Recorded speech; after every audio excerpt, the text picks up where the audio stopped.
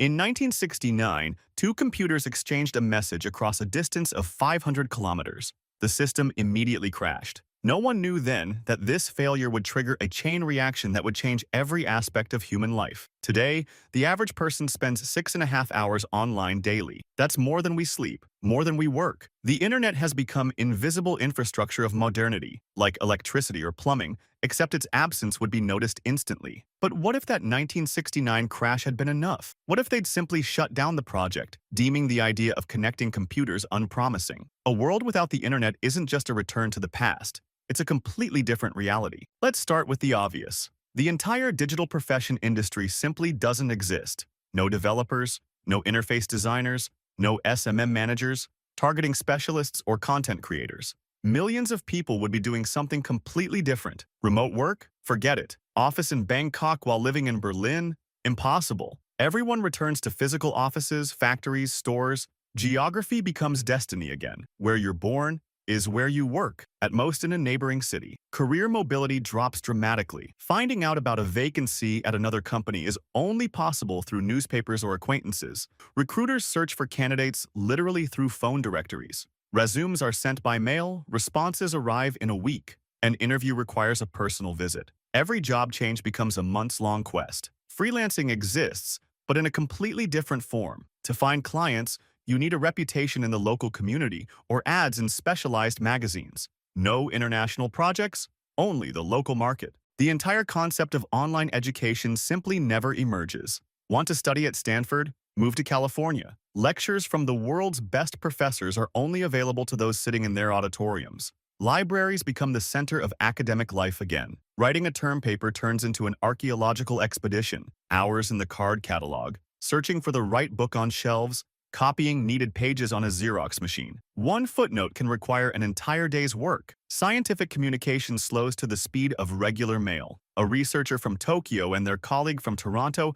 exchange ideas for months. An article takes 6 months to print. By the time of publication, the information is already outdated. The language barrier becomes nearly insurmountable. Without translators and dictionaries in your pocket, learning a foreign language requires years of systematic study with a real teacher. The music industry continues to exist in physical media format. Spotify, Netflix, YouTube, none of this exists. Want to hear a new album? Go to the store and buy a CD, or wait for it to play on the radio. Independent musicians remain underground. Without self-publishing platforms, only those who get a label contract have a chance of being heard. A talented guitarist from a provincial town remains a guitarist from a provincial town. Television dictates your life's schedule. Favorite show airs Thursdays at 9 p.m.? You'll have to be home. Missed an episode? Wait for a rerun in 6 months or buy the tape. Watching at your convenience is a privilege of a future that never came. Gaming exists, but it's a local story. Multiplayer games are you and your friend on the couch with 2 controllers.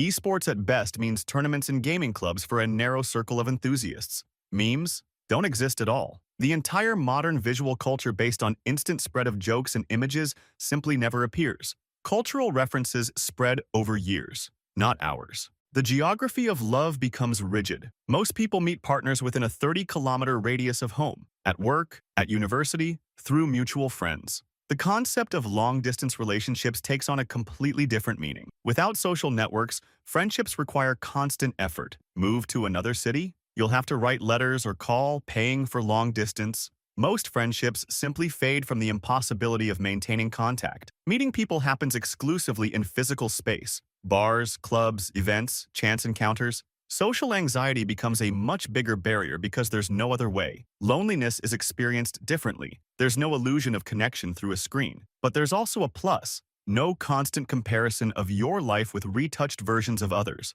The speed of community formation drops dramatically. Want to find people who also enjoy restoring old radios? Hope to stumble upon an ad in a specialized magazine or start a club yourself by hanging flyers around the city. The news cycle operates on newspaper and television schedules. Morning edition, evening edition, tomorrow's paper. Information about events arrives with delays of hours, sometimes days. An earthquake in Japan becomes known in Europe the next morning. Fake news exists, but it's harder to spread. Yellow press prints fabrications, but they lack virality. Fact-checking happens slower, but the lies themselves don't manage to infect millions in seconds. Information locality creates bubbles of a different type. You know what your newspapers write and your channels show. Alternative viewpoints require conscious effort, buying foreign press, subscribing to magazines. Expertise is valued again. You can't just Google symptoms or repair instructions. You need books, specialist consultations, courses. Knowledge becomes more expensive and harder to access. Rumors spread through chains of people, accumulating details at each stage. Word of mouth is the only way to transmit unofficial information, and it works surprisingly well, though slowly. A world without the internet is a world with a slower pulse. Information moves but doesn't race. People communicate but not endlessly. Opportunities exist, but they're tied to place. This isn't necessarily worse, maybe even better in some aspects. Less information noise, less comparison, more presence in the moment. But it's definitely a different world. We live in a reality where two computers did manage to exchange a message. The system crashed, but they fixed it. And now we spend 6.5 hours a day in this endless data exchange that began with one failure in 1969. Strange that our entire modernity rests on the fact that someone once decided to try again.